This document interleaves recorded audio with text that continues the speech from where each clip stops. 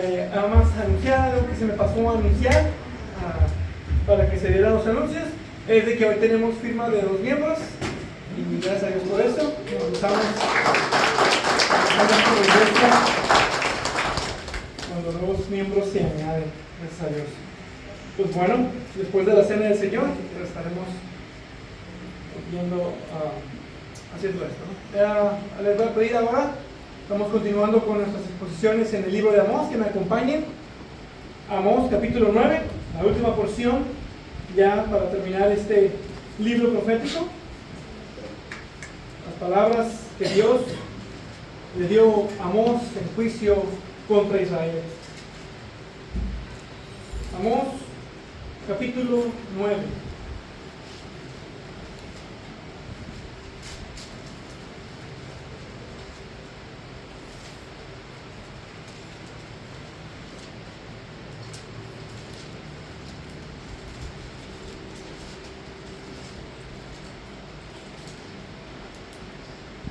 Dice la palabra de Dios, Amós capítulo 9, comenzando desde el versículo 1. Vi al Señor de pie junto al altar y me dijo: golpea a los capiteles para que se estremezcan los umbrales y rómpelos sobre la cabeza de todos. Entonces mataré a espada al resto de ellos. No habrá entre ellos fugitivo que huya, ni refugiado de entre ellos que escape. Aunque caben hasta el Seol, de allí los tomará mi mano. Y aunque suban al cielo, de allí los haré bajar. Aunque se escondan en la cumbre del Carmelo, allí los buscaré y los tomaré. Aunque se oculten en mis ojos en el fondo del mar, allí ordenaré a la serpiente que los muerda. Aunque vayan al cautiverio delante de sus enemigos, allí ordenaré a la espada que los mate.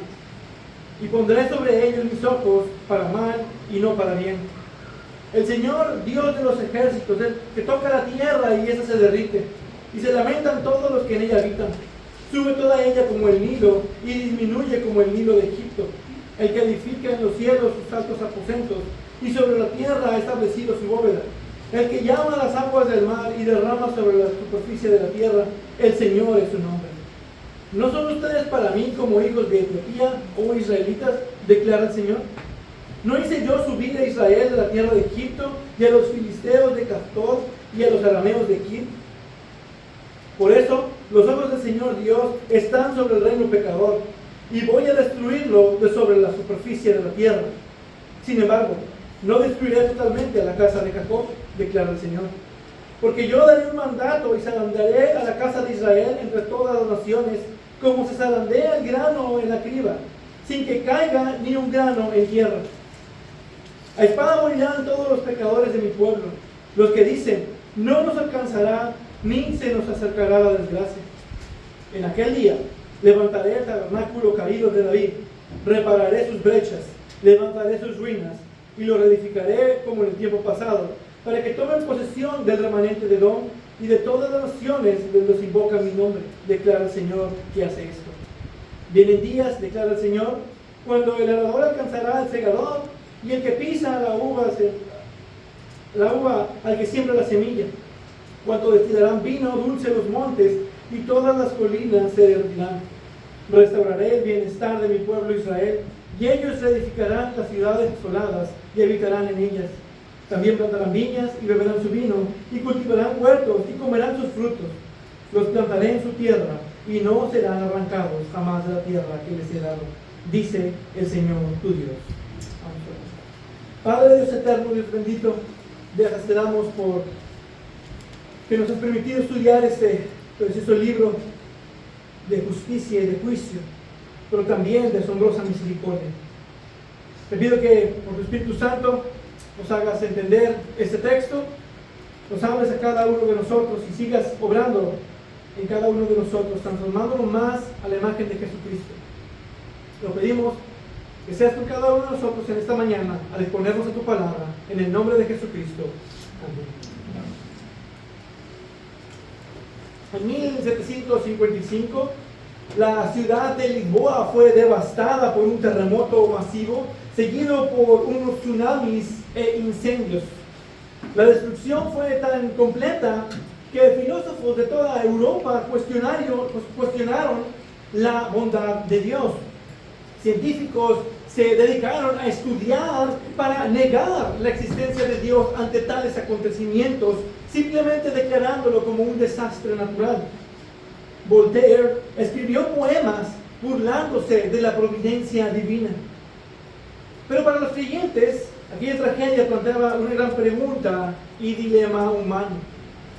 ¿Cómo reconciliamos el juicio de Dios con su grande misericordia? Sobre todo en eventos tan destructivos como los sucesos de Lisboa. El profeta Amós enfrenta a Israel con estas mismas realidades en el capítulo 9. Les presenta un juicio final con un rayo de esperanza por la misericordia de Dios. Ya durante 8 capítulos, Amós ha pronunciado juicio tras juicio contra la nación de Israel por su idolatría, por su injusticia social y por su religiosidad hipócrita. Y a pesar de las distintas advertencias que Dios en amor les envió vez tras vez, les envió su palabra, les envió profetas, les envió advertencias, y ellos se sentían confiados con su falsa seguridad de autoindulgencia, en sus posiciones materiales y en la próspera economía que tenían en ese momento. Se confiaron en las victorias de guerras pasadas, confiaron en sus falsos dioses. Ahora en el capítulo final vemos la culminación, un juicio tan completo que nadie puede escapar. Sin embargo, en medio de toda esta oscuridad, juicio y destrucción, brilla una gloriosa luz de esperanza. Recordemos que en el capítulo 7, Amós nos presentó con 3 visiones. 2 fueron para el bien de Amós, en los cuales él pudo intervenir por su pueblo Israel, y Dios lo escuchó quitando ese juicio que se iba a dar.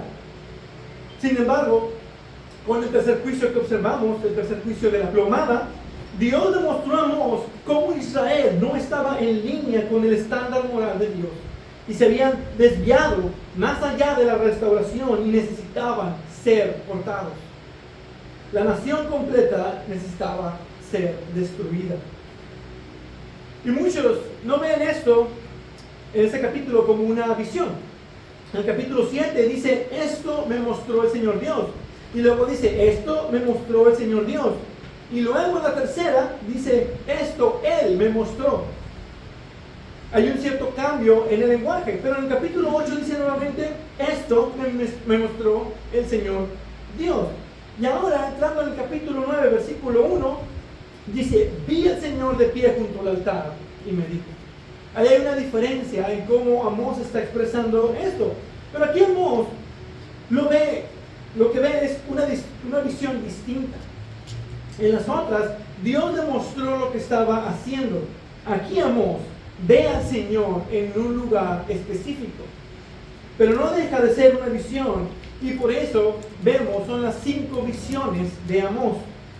Y así como la cuarta visión que observamos la ocasión pasada es de un juicio severo, de destrucción, con dolor de muerte y un hambre, dice, por la palabra de Dios, como un juicio tremendo, como un juicio que iba a ser muy difícil de soportar, porque iban a desear la palabra de Dios y no la iban a poder encontrar.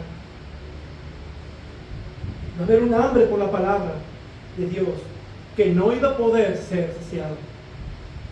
Ahora la quinta visión final que demuestra la certeza del juicio severo que ha sido pronunciado. Pero a diferencia de las otras visiones, aquí vemos algo más que nos muestra que aunque Dios ejecuta juicio inevitable contra el pecado rebelde aún de su pueblo, su propósito final es restaurar a su pueblo bajo el reinado eterno de Cristo, cumpliendo sus promesas del pacto mediante gracia soberana.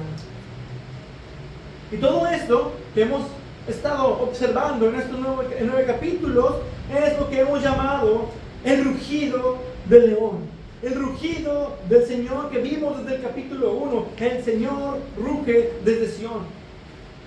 El Señor ha rugido un juicio severo contra el pecado y la indiferencia de su pueblo Israel, mostrándonos que Dios no es indiferente al pecado, aun cuando es de su pueblo.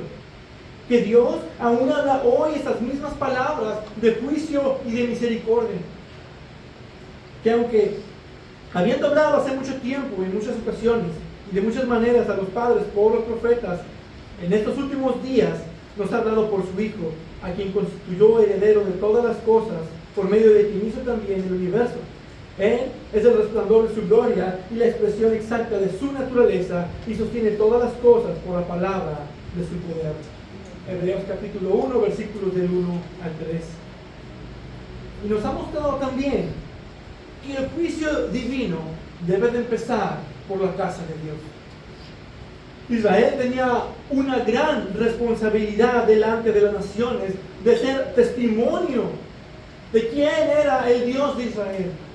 Y ahora Dios hará que Israel cumpla y sea de testimonio, pero para juicio. Tenían mayor conocimiento y por tanto se les debía exigir más. Y el juicio que vemos comparado con el resto de las naciones es más severo para ellos. Y por lo tanto, como pueblo de Dios, debemos estar atentos a su palabra, siendo hacedores, no solamente oidores, sino estar con toda devoción y atención cuando se predica la palabra y cuando el Señor, por medio de su palabra, nos advierte y nos anima y nos exhorta, sobre todo cuando son advertencias de juicio. Amós 9 nos muestra tres verdades fundamentales: la certeza del juicio divino por el pecado, la soberanía absoluta de Dios sobre todas las cosas, aún en medio del juicio, y la promesa inquebrantable de restauración en Cristo. Y esos serán nuestros tres puntos en esta mañana. Entonces dice el versículo 1, entrando ya a nuestro texto: golpea los capiteles para que se estremezcan los umbrales y rómpelos sobre la cabeza de todos. Un capitel es un elemento arquitectónico que va encima de las columnas para recibir el peso que descansa en sí sobre la columna y transmitir el peso seguro en la columna. Es una estructura de soporte o columna. La columna tiene la base que soporta el fuse, y el fuse es el cuerpo central de la columna. Entonces tienes la base, tienes el fuse, que es la columna, y arriba tienes lo que es la estructura, el capitel. Los umbrales que nos menciona aquí son la parte de abajo de una entrada, ya sea entrada principal o de alguna puerta. Y lo describo porque es útil, por ejemplo, cuando leen el Éxodo, en cómo se describe cómo está hecho el tabernáculo, pero principalmente para entender qué es lo que le está pidiendo Dios a Amós. Literalmente, le pide que golpee la parte que sostiene el peso en una columna para que sacuda todo el piso y caiga todo sobre ellos. Eso fue lo que Dios le permitió hacer a Sansón cuando estaba preso bajo los filisteos. Encadenado, Sansón atado a columnas, y pidió a Dios una última vez tener su fuerza para poder derribar esas columnas y aplastar así a todos los filisteos con él. Pero ahora, ese castigo sería, pero para los israelitas. Luego dice: entonces mataré a espada al resto de ellos. No habrá entre ellos fugitivo que huya, ni refugiado de ellos que escape. De los que sobrevivan a este derrumbe y mueran, dice, los que sobrevivan serán muertos a espada. Recordemos que los gobiernos y los reinos son la espada de Dios. Ellos son los que ejecutan sus juicios. Dios usaría a Asiria para matar con espada a muchos israelitas. Pero la idea es que nadie, absolutamente nadie, quedaría sin castigo en Israel. Todos sufrirían, ya sea cautiverio o muerte. Luego, la descripción que sigue es exhaustiva. No importa dónde huyan, Dios los alcanzará. Versículo 2. Aunque caigan hasta el Seol, de allí los tomará mi mano. Y aunque suban al cielo, de allí los haré bajar. Aunque se escondan en la cumbre del Carmelo, allí los buscaré y los tomaré. Aunque se oculten de mis ojos en el fondo del mar, allí ordenaré a la serpiente que los muerda. Aquí vemos una serie de figuras retóricas de exageración. El Seol es el lugar de muerte. el infierno. Y dice que aunque caben hasta el mismo infierno, o que se quieran castigar solos y se suiciden y solitos se vayan al infierno, mira Dios, ya estoy aquí en el infierno, ya lo hice yo por ti. Dios dice, no, de ahí mi mano los tomará para yo darles el castigo.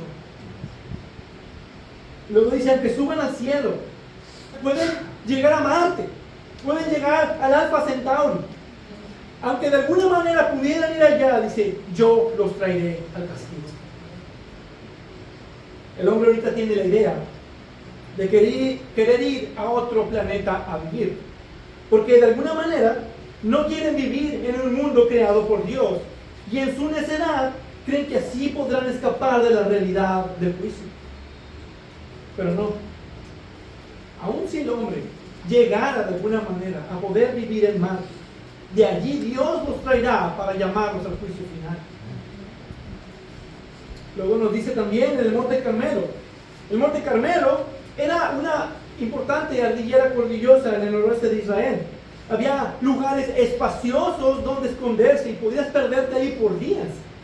Pero ni Adán, solo en todo el mundo, pudo esconderse de Dios. Mucho menos podrán esconderse en el Monte Carmelo. Y la última que nos dice en el fondo del mar. Como si de alguna manera pudieran llegar ahí, por eso es una exageración.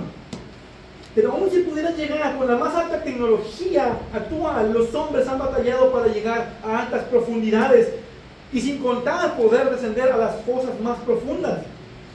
La presión del océano aplastante, los monstruos marinos que habitan allá. Y ahí, si aún pudieran llegar, ahí habrá serpientes que los muerdan. Si el hombre pudo llegar a las profundidades del océano, que una serpiente no pueda llegar, Dios ejecutará sus juicios con certeza. Incluso si van cautivos entre sus enemigos, allí Dios los encontrará para juicio. No hay escapatoria, no importa qué excusa pongas, no hay escapatoria del juicio. Versículo 4 dice, aunque vayan al cautiverio delante de sus enemigos, allí ordenaré la espada que los mate, y pondré sobre ellos mis ojos para mal y no para bien. Esto es tremendo. Ya no hay bendición, ya no hay misericordia, ya no hay oportunidad. Solo vemos juicio y castigo. Todo lo bueno que disfruten en este mundo no solo les será quitado, sino que además, dice, experimentarán el horror. Eso es lo que les digo a los incrédulos cuando comparto. El infierno no es solo un lugar horrible por ser el lugar de tormento y fuego eterno, también porque todo lo bueno que existe en este mundo por la gracia de Dios será removido. Siempre tendrán hambre, siempre tendrán sed en el infierno y nunca podrá ser saciada. No podrán ver a nadie o disfrutar de un buen diálogo con alguien porque estarán suficientemente ocupados sufriendo. El poco amor al prójimo que existe en este mundo, aún en los incrédulos, será borrado. Allí cada quien sufrirá por su propia cuenta. Su sufrimiento será tal que no podrán ver o preocuparse por nadie más. Con todo esto, podemos ver que los versículos del 1 al 4 presentan una de las imágenes más sobrecogedoras del Antiguo Testamento. Dios está enjuiciando con un juicio final a su pueblo. Dios aparece junto al altar, probablemente el de Betel o alguno de los altares de adoración en Israel del norte, y ordena que sean aplastados bajo sus propios altares de idolatría. Esto nos muestra el carácter de Dios. En primer lugar, que Él es omnipresente. No hay lugar en todo el universo donde te puedas escapar de Él. Donde pienses que pudieras estar libre de Dios, ahí está Dios. Su juicio es inevitable porque Él es omnipresente. Y a la vez es un juicio justo porque Él es omnisciente. Él conoce cada uno de tus obras, cada uno de tus pecados, cada una de tus rebeldías. Él las tiene escritas en su libro. Pero también nos muestra lo severo que puede ser su juicio, porque hemos ofendido su gloria, su santidad.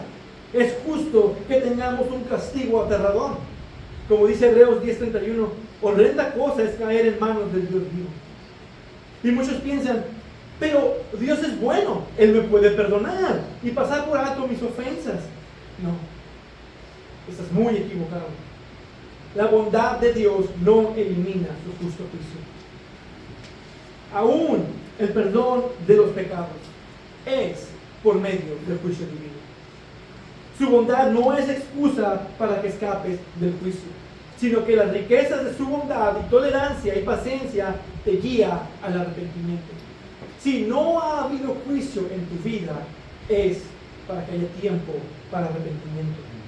Pero por causa de tu terquedad y de tu corazón no arrepentido, estás acumulando ira para ti en el día de la ira y de la revelación del justo juicio de Dios.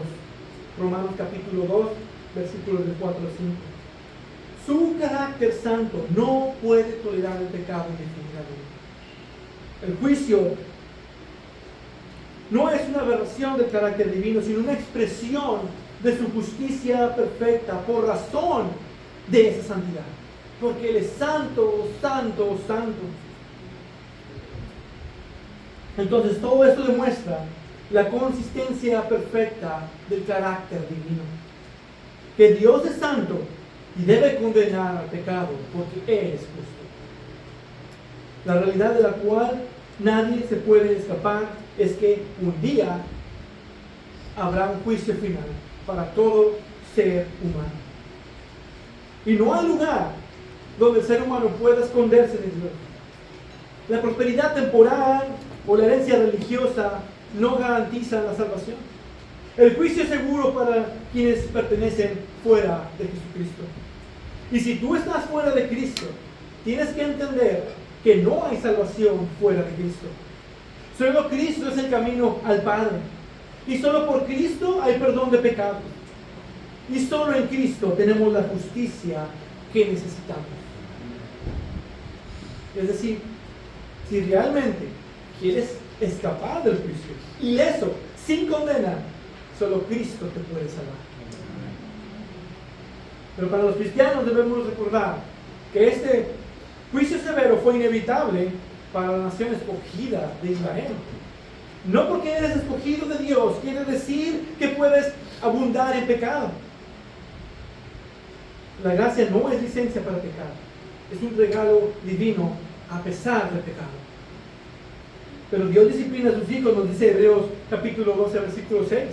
El pecado persistente e impenitente, como veíamos, observábamos en la escuela dominical. Ese pecado que aún se mantiene, aún en los verdaderos creyentes, trae consecuencias temporales dolorosas. Y debemos examinarnos para confirmar que nuestra fe es genuina.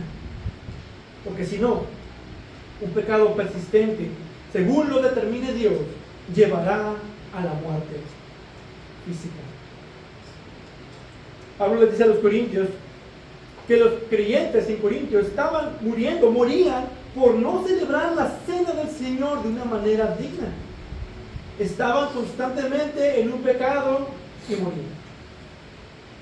Entonces es una certeza ineludible de un juicio que llegó a los israelitas y llegará un día para todo ser humano. Pero después, amor, nos hace ahora admirar la soberanía de Dios. En este juicio, versículo 5. El Señor, Dios de los ejércitos, el que toca la tierra y esa se derrite, y se lamentan todos los que habitan en ella. Sube toda ella como el Nilo y disminuye como el Nilo de Egipto. El que edifica en los cielos sus altos aposentos, y sobre la tierra ha establecido su bóveda. El que llama a las aguas del mar y a las derrama sobre la superficie de la tierra. El Señor es su nombre. Los versículos 5 y 6 son una especie de himno doxológico que afirma la soberanía universal de Dios. En medio del mensaje de juicio, Amós inserta un himno que celebra quién es este Dios que juzga. El Señor, Dios de los ejércitos, es su nombre. Este título enfatiza su poder militar y autoridad sobre los ejércitos celestiales. Él es Dios soberano sobre todo el universo. Él toca la tierra y se derrite. Edifica su morada en los cielos y funda su bóveda sobre la tierra. Y aquí particularmente menciona 4 afirmaciones cósmicas que demuestran su poder soberano. El primero dice, Él toca la tierra y se derrite. Su mera presencia transforma la realidad, transforma la creación física. El poder de su palabra crea y sostiene lo creado, pero cuando Dios se manifiesta, la creación manifiesta cambios drásticos. Segundo, el que edifica en los cielos sus altos aposentos, el que habita en inaccesible majestad. Su trono está en el lugar donde nadie puede accesar, pero Dios ciertamente está cerca de cada uno de nosotros. En tercero, sobre la tierra ha establecido su bóveda. Tenemos que entender de esto que la creación no sostiene a Dios. Es Dios quien sostiene su creación. Y cuarto, el que llama a las aguas del mar y las derrama. Él controla todo lo que pasa en este universo. Él controla el ciclo hidrológico, las lluvias, las tormentas, los eventos naturales. Todo está en su control. Este es el Dios soberano, dice, del cual no pueden escapar. El Dios que controla cada átomo, cada molécula y gen. Él fue quien te formó en el vientre de tu madre.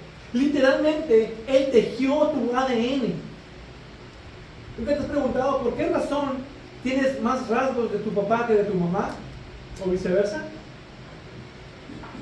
Es porque Dios así lo determinó.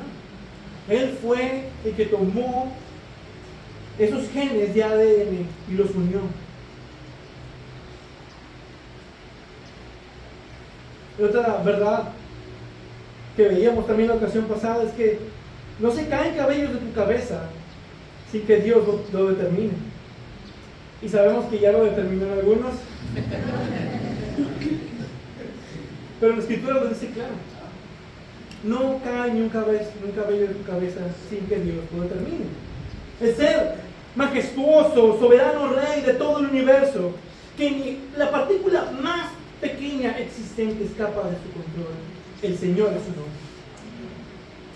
La soberanía de Dios sobre la creación está no solo en las moléculas, sino también en la interacción de esas moléculas entre sí.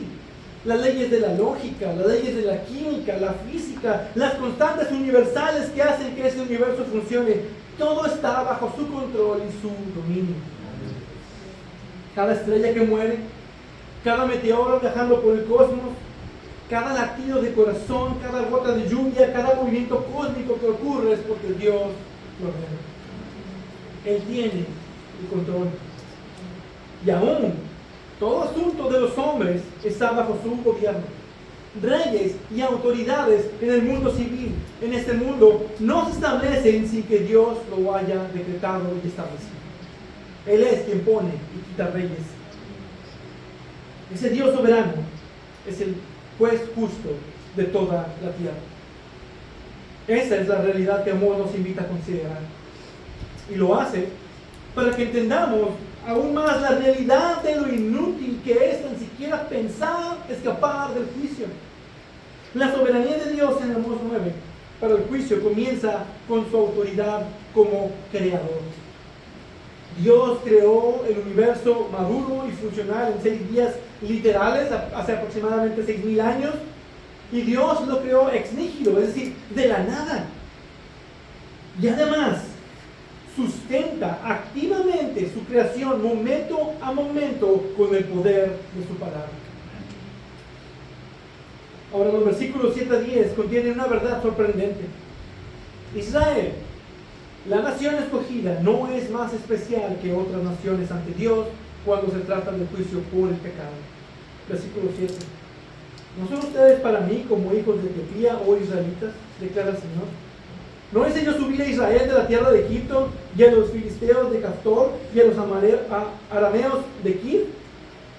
Todos los seres humanos son iguales en valor, porque todos han sido creados a la imagen de Dios. Pero también no hay distinción por cuanto todos pecaron. Dios les dice a los israelitas que aunque ellos son el pueblo escogido, son igual que Etiopía, una nación pagana, porque Dios escogió a Israel para ser de testimonio a las naciones. Aún al escoger a Israel, Dios tiene planeado cumplir la promesa a Abraham de bendecir a todas las familias de la tierra. Y aquí compara cómo Dios soberanamente movió a las naciones al lugar intencionado. Dios liberó a Israel de Egipto con poder, con milagros. Pero también dice que Él fue quien movió a los filisteos y a los sirios, que son que vienen los de los arameos. Y también Dios en su juicio estaba ya moviendo a los asirios para la conquista que tendrían sobre Israel. El juicio soberano de Dios cae sobre todas las naciones y sobre todo individuo y persona. Versículo 8. Por eso los ojos del Señor Dios están sobre el reino pecador, y voy a destruirlo de sobre la superficie de la tierra. Aquí está comparando a Israel con naciones paganas. Israel sufriría porque Dios tiene puesta su mirada sobre los pecados de Israel. Y por todo ese pecado, del cual no se habían arrepentido, habrá destrucción.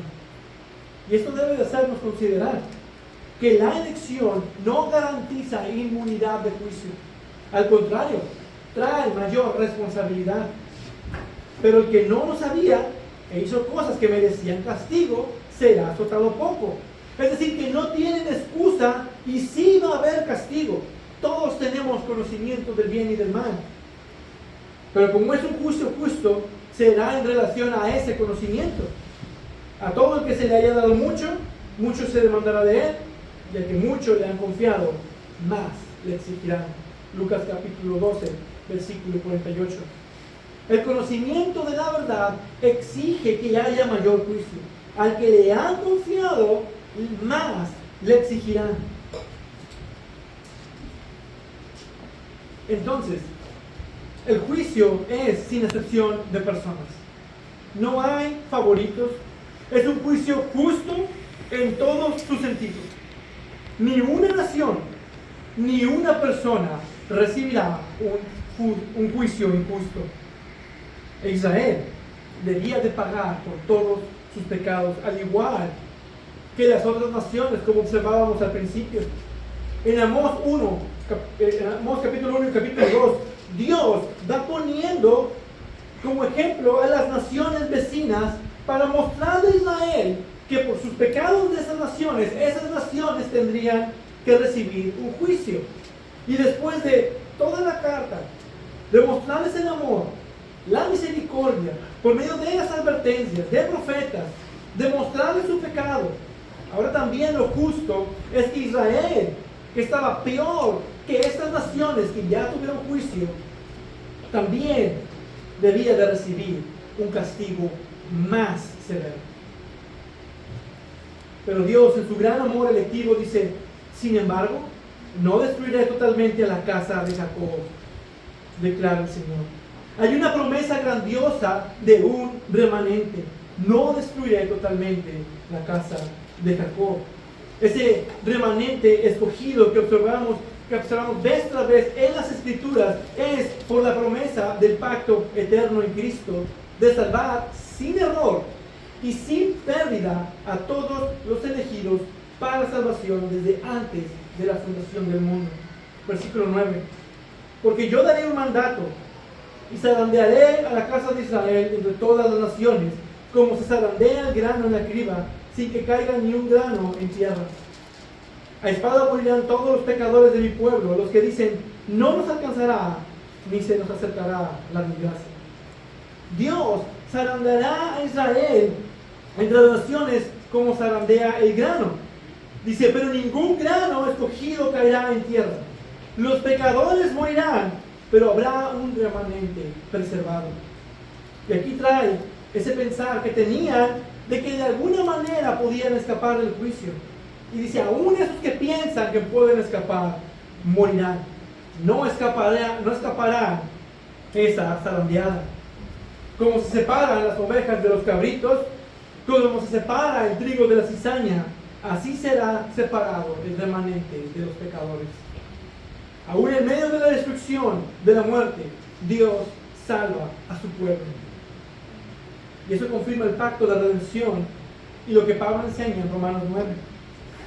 Que el pueblo de Dios no es todo aquel nacido de Israel, sino que todo aquel que está escondido en Cristo bajo la elección divina. Así que no todos los de Israel son de Israel. Dios está castigando a la nación física de Israel, pero tendrá misericordia del remanente escogido que pusieron su esperanza en el Mesías, que vendría de la simiente de la mujer por medio de Abraham, Isaac, Jacob, hasta David. El Dios del pacto con Abraham es el mismo Dios que creó el universo. Sus promesas están respaldadas por su poder infinito, y Él no fallará en cumplirlas. Si Él puede crear todas las cosas de la nada, puede ciertamente cumplir sus promesas redentoras.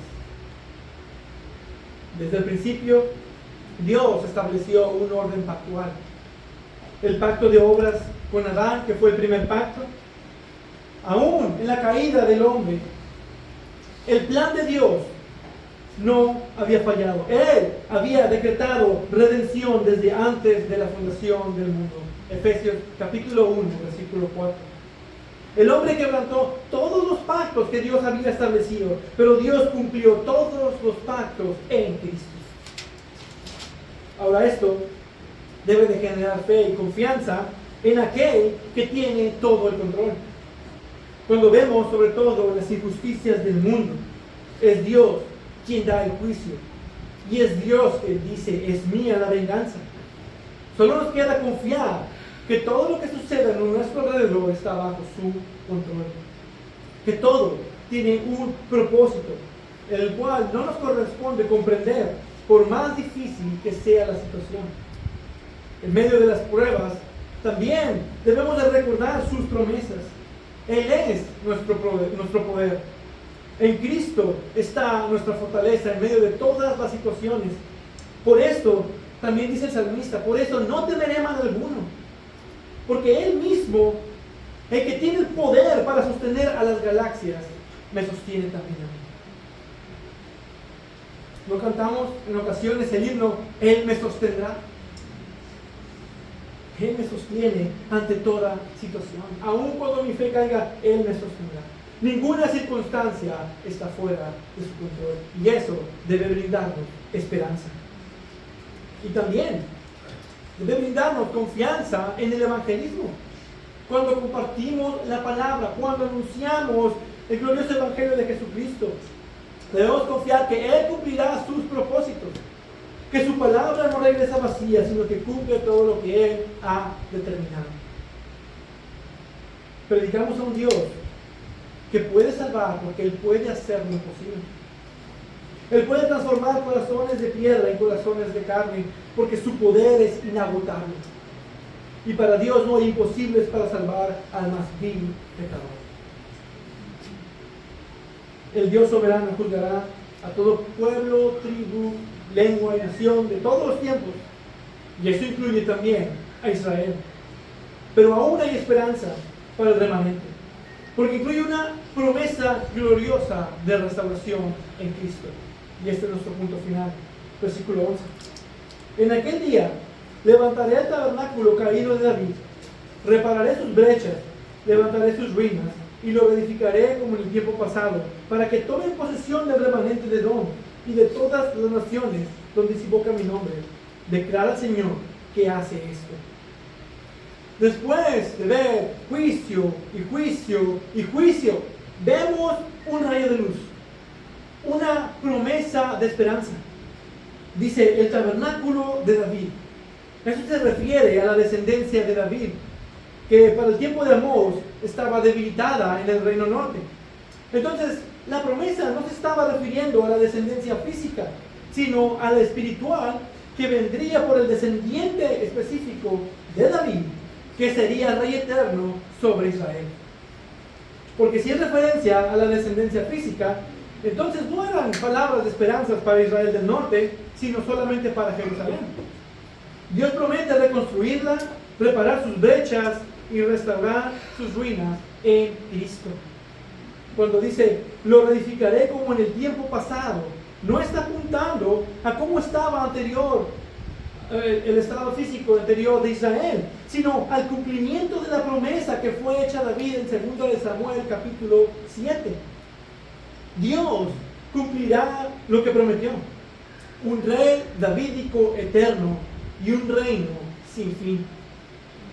Lo que David tuvo fue un tipo y sombra de lo que había de venir, y es en Cristo donde encontramos la realidad sustancial de esa promesa. Y eso sería por medio de quitar las ramas secas del olivo e injertar las nuevas ramas silvestres, como dice Romanos capítulo 11. Es decir, que este Israel que resultaría de esa edificación sería como debió haber sido siempre, el pueblo de Dios. Y la clave está en no mirar el pasado, sino la declaración presente que sigue, porque dice, para que tomen posesión del remanente de Edom y de todas las naciones donde se invoca mi nombre. Pero un momento,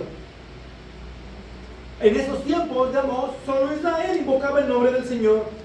Entonces, y bueno, contando también el reino de Judá. Pero ¿a cuáles todas naciones se está refiriendo entonces? A las naciones de donde Dios tomaría a la verdadera Israel. En el tiempo actual eso es toda la tierra. Está hablando de restaurar a Israel en toda la tierra, donde la Israel espiritual tomará posesión de toda la nueva tierra.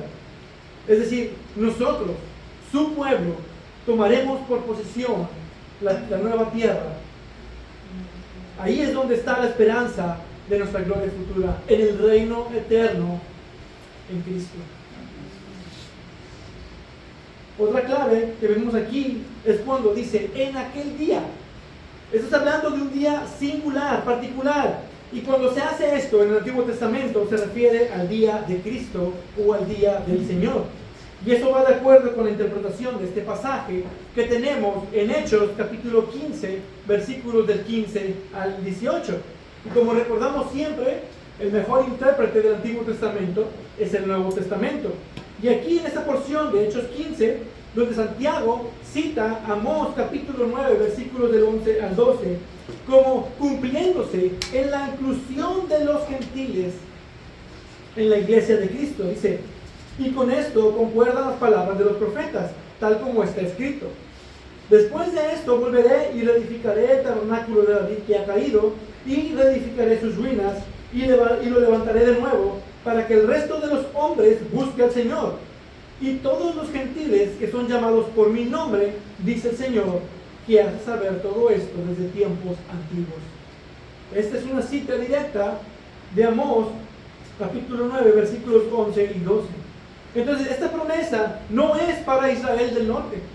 No hay nada aquí de una promesa de restauración política, porque Israel del norte jamás volvió a ser una nación de Dios. Eso no quiere decir tampoco que Israel fue reemplazado, porque dice aquí que no destruirá toda la casa de Jacob, porque Israel seguía físicamente vivo por medio de la tribu de Judá y parte de la tribu de Benjamín en el reino sur, sino que la promesa de restauración está directamente ligada a la Israel espiritual.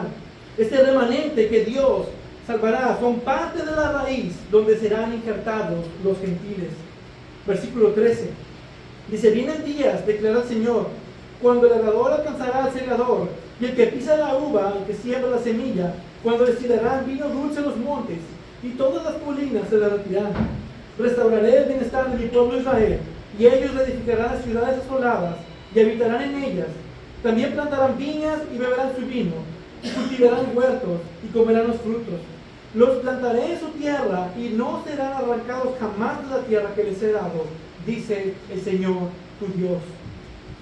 Nuevamente, estos días a los que se refiere no son propiamente días terrenales o de prosperidad política o nacional, sino una prosperidad en la gloria futura. Aquí vemos un lenguaje poético de bendición abundante.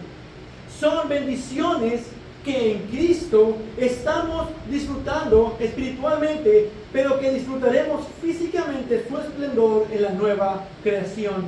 Y ahí es donde vemos nuevamente la tensión del ya, pero todavía no. Esto apunta a lo que nos dice Efesios capítulo 1, versículo 3. Bendito sea el Dios y Padre de nuestro Señor Jesucristo, que nos ha bendecido con toda bendición espiritual en los lugares celestiales en Cristo. Con toda bendición espiritual hemos sido bendecidos ahora en Jesucristo. Pero también habla de la bendición abundante de la palabra y del Evangelio, donde la palabra de Dios sería predicada en todas las naciones. Entonces nos habla de una abundancia de bendiciones que tenemos en Cristo. Pero también hay una promesa escatológica aquí. Dice, los plantaré en su tierra y no serán arrancados jamás de la tierra que les he dado. Esto habla de una seguridad eterna, donde habitaremos por toda la eternidad y jamás seremos arrancados. Habla de esa herencia incorruptible en 1 de Pedro capítulo 1, versículo 4, que tenemos ahora en Cristo. Bendito sea el Dios y Padre de nuestro Señor Jesucristo, quien según su gran misericordia nos ha hecho nacer de nuevo a una esperanza viva mediante la resurrección de Jesucristo de entre los muertos, para obtener una herencia incorruptible, inmaculada y que no se marchitará, reservada en los cielos para ustedes. Allí es donde está la tierra, donde nunca más seremos arrancados.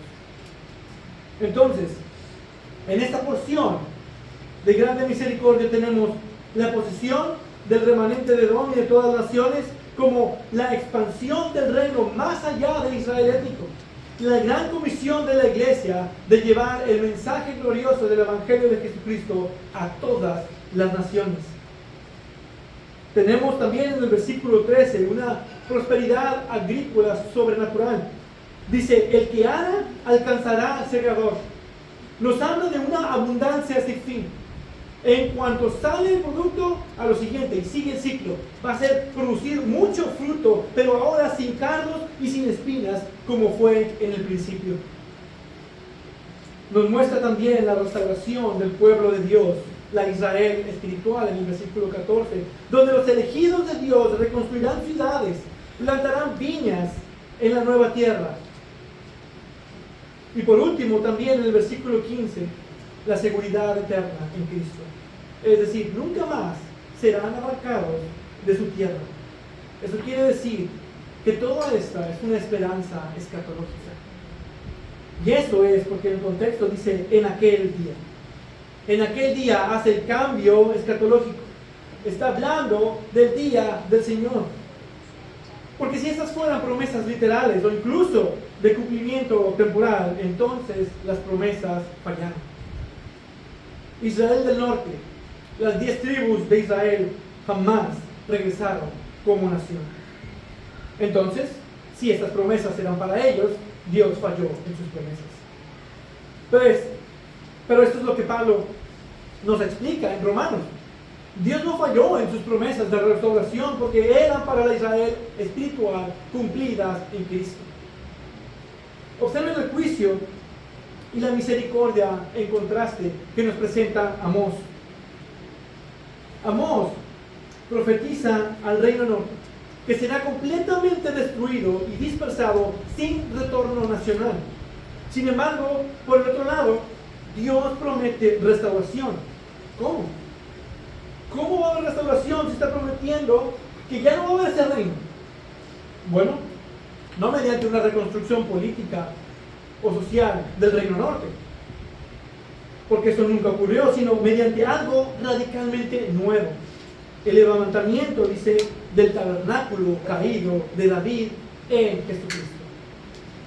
Y eso lo vemos en Lucas, capítulo 1, versículos 32 al 33. Este será grande y será llamado Hijo del Altísimo, y el Señor Dios le dará el trono de su padre David, y reinará sobre toda la casa de Jacob para siempre, y su reino no tendrá fin. Y aquí está la promesa cumplida de restauración para Israel del Norte. Israel del Norte dejó de existir como tal. Ahora ya serían parte de una nación gentil, la cual ahora está incluida en Cristo. Ahí está la esperanza de restauración para Israel del Norte.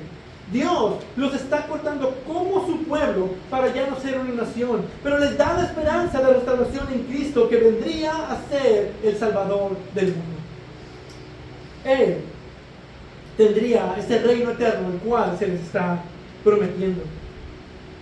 Entonces tenemos un inevitable juicio severo por el pecado y una asombrosa misericordia mostrada en Cristo. Y esto también lo podemos ver cumplido cuando Jesús va a un pozo de agua para hablar con una mujer samaritana. Esa mujer cree el mensaje del Evangelio, regresa a su pueblo y muchos samaritanos creyeron en Cristo. Y de aquella ciudad, muchos de los samaritanos creyeron en él por la palabra de la mujer que daba testimonio diciendo: él me dijo todo lo que yo he hecho. De modo que cuando los samaritanos vinieron, rogaban a Jesús que se quedara con ellos, y él se quedó allí 2 días. Muchos más creyeron por su palabra y decían a la mujer: ya no creemos por lo que tú has dicho, porque nosotros mismos lo hemos oído y sabemos que este es en verdad el Salvador del mundo.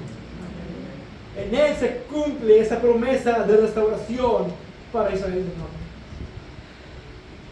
Para terminar, hemos visto en Amós 9 3 verdades gloriosas. Primero, el juicio de Dios es certero e inadulible. Nadie podrá escapar. No podemos escapar de su justicia. Para quienes permanecen fuera de Cristo, esa es la realidad más aterradora e inimaginable. Y a los creyentes nos impulsa a predicar el Evangelio con urgencia, sabiendo que aún hoy hay personas que mueren sin Cristo. Ese juicio horrible del que estamos viendo, ellos lo van a experimentar. Y eso nos llama a la urgencia de predicar el Evangelio. Pero segundo, Dios es soberano sobre toda la creación y sobre todo suceso humano. Él creó todas las cosas, Él las sostiene y tiene autoridad absoluta sobre ellas. Ese mismo poder y soberanía que Él tiene garantizan que Él cumplirá sus promesas y que su palabra no regresará vacía. Tercero, y más gloriosamente, Dios restaurará a su pueblo mediante la obra de Jesucristo. El tabernáculo caído de David ha sido levantado en la resurrección de Jesús. Ahora, tanto judíos como gentiles que creen en Él se vuelven ahora parte del verdadero Israel, herederos de todas las promesas del pacto. En general, el libro de Amós nos muestra que Dios no es indiferente al pecado, aun cuando es de su propio pueblo. Y Él traerá juicio justo y castigo aún a sus hijos. John Newton, el autor del himno Sublime Gracia, fue un comerciante de esclavos, blasfemo y profano. Y en una tormenta, en un mar violento, él clamó a Dios por misericordia.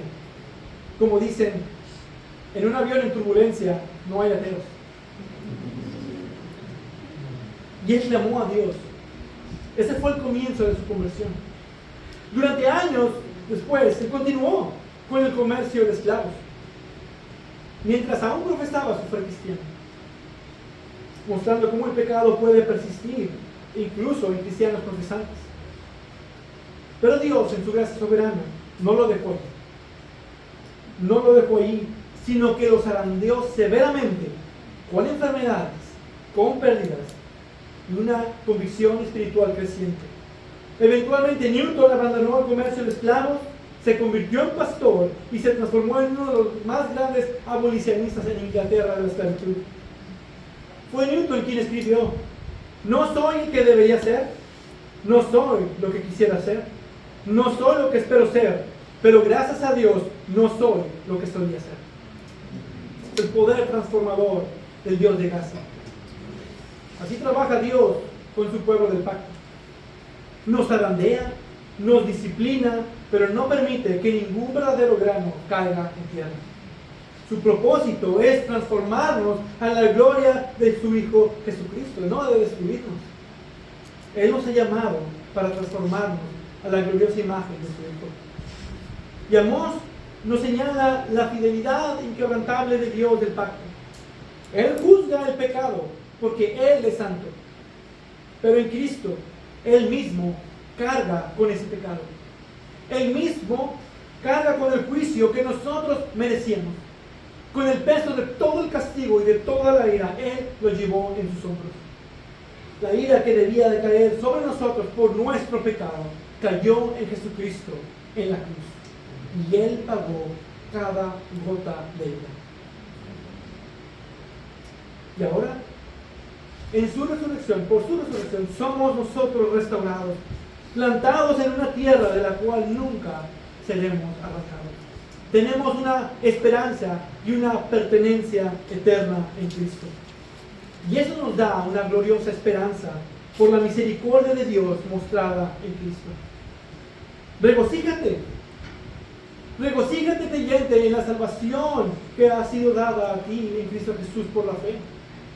Tenemos una esperanza por la cual debemos alabar a nuestro Dios y acercarnos a nuestro Dios y darle gracias.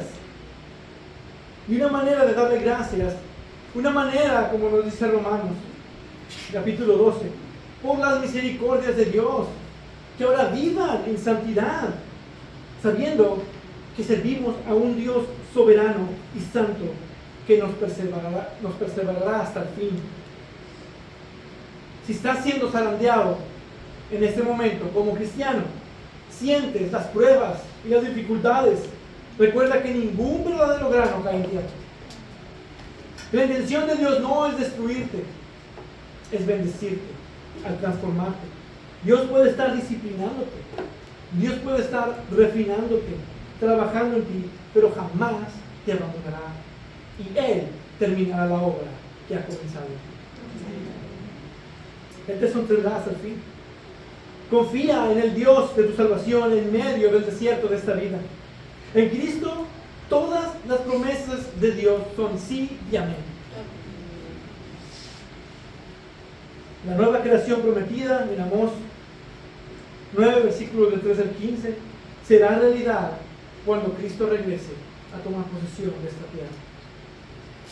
Entonces, seamos un pueblo que confía en su soberanía, un pueblo que descansa en sus promesas cumplidas en Cristo Jesús, nuestro Señor, el Hijo de David, el Rey eterno, en quien el tabernáculo caído ha sido gloriosamente restaurado para siempre. En Él está nuestra confianza, porque sabemos que seremos plantados en la tierra que Dios nos dará para nunca ser arrancados. Aunque vivamos ahora como peregrinos que anhelen esa patria celestial, sabemos confiadamente que Él restaurará todas las cosas en Cristo, y eso debe de llevarnos a buscar la santidad en esta vida. Nuestra esperanza final está en esa ciudad cuyo arquitecto y constructor es Dios, por la asombrosa misericordia de Dios mostrada en la persona de Jesucristo. El Señor nos ayude a vivir con ese temor reverente, confiados en las maravillosas promesas que ahora son nuestras por medio de Cristo a través de la fe. Amén.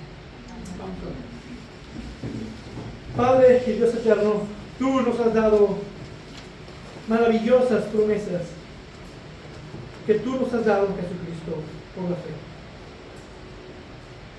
Y esa es una de esas, una promesa de gloria futura, de vida eterna en Cristo Jesús.